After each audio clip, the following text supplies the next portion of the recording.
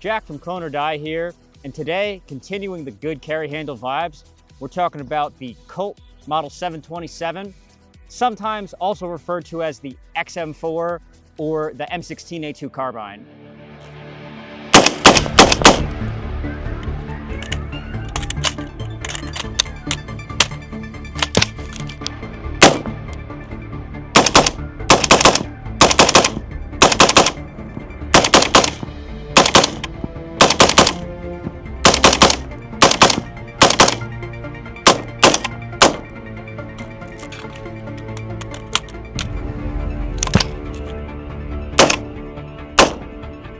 Now, this Colt 727 setup currently is specifically based on a reference photo of a Navy SEAL providing overwatch in a helicopter during vbss training in the 90s.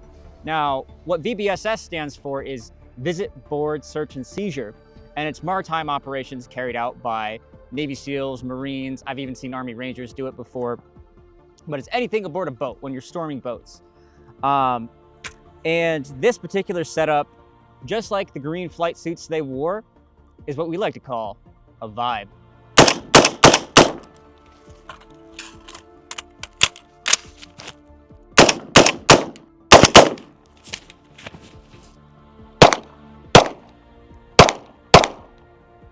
Now, when most people think 90s Navy SEAL VBSS, they think of the MP5, and for good reason. But when I saw this one reference photo, it got burned into my brain of this guy providing overwatch with his 727, and I just thought, man, that looks cool. I gotta build it. Now for this build, it's a little bit different than your typical 727 that would have been used. In this particular photo, this guy has a full A2 rifle length stock on, which was either an extra stock they had in an armory, or they dropped the upper on an M16a2 lower they had. Now with mine, with this stock, I was having some malfunctions today. It could be the gassing on my gun is not vibing well with the A2 buffer system.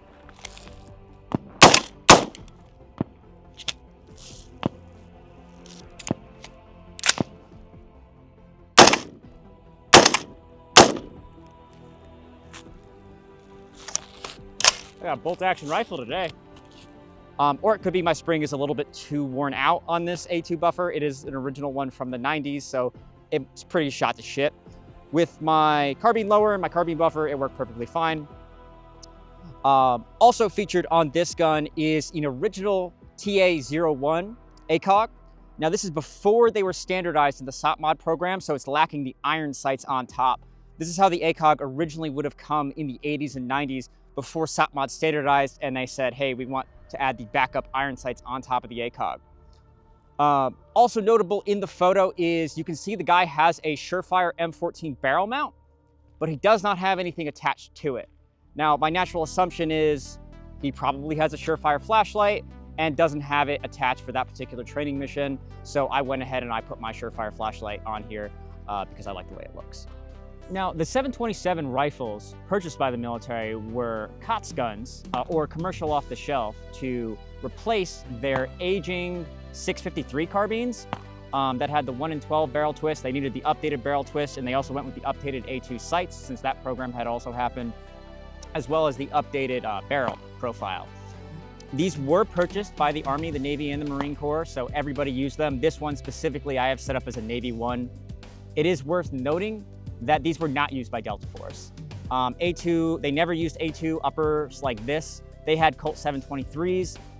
When these came out, they didn't need them. They already had guns with the updated barrel twists, and they were using red dots anyway, so it didn't really matter that they didn't have the A2 sights versus the A1 sights.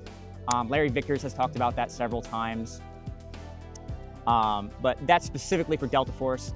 Every other special operations did get the new M16a2 carbines. It's also sometimes referred to as an XM4.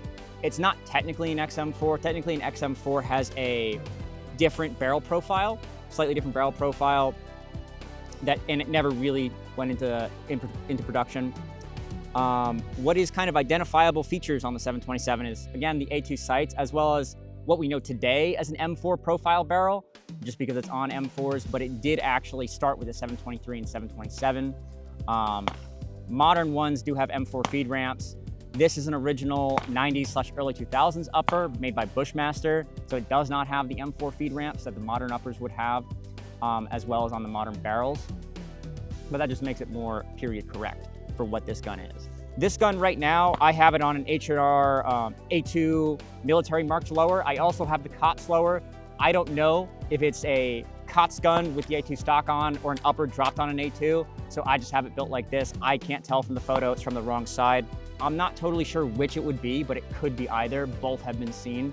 So if you wanted to build this yourself, you could go with either a COTS marked lower or the government marked one, which H&R has made it really convenient to get those lowers these days.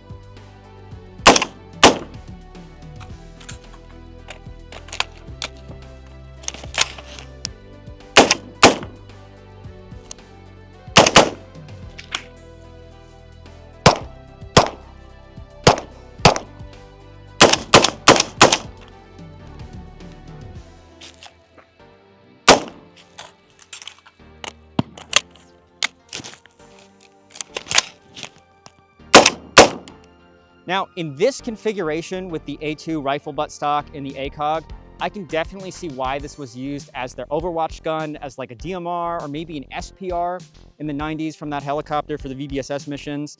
Well, I don't really like the A2 buttstock. It's a little bit too long for me.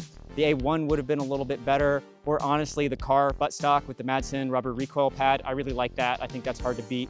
But I will say with the rifle buffer system, this gun has very little recoil. So I could definitely see that being argued as a use case for it, or that guy was just taller than me and he likes the A2 stock.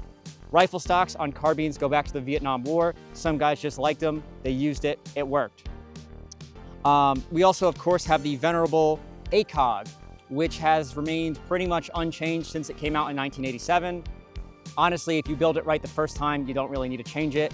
Definitely a viable option even today, in today's world of LVPOs. The ACOG still remains one of the better options you can get for a magnified optic. So fantastic choice there.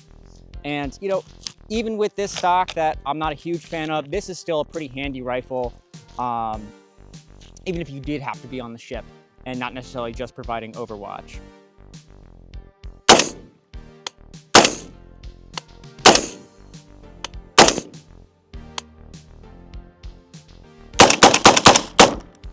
Now, if you made it to the end of the video and listened to me ramble about my niche NSW 727 carry handle gun, I really appreciate it. And so does the rest of the carry handle gang. But for now, this is Jack from Clone or Die, and have a good one. I'll see you in the next one.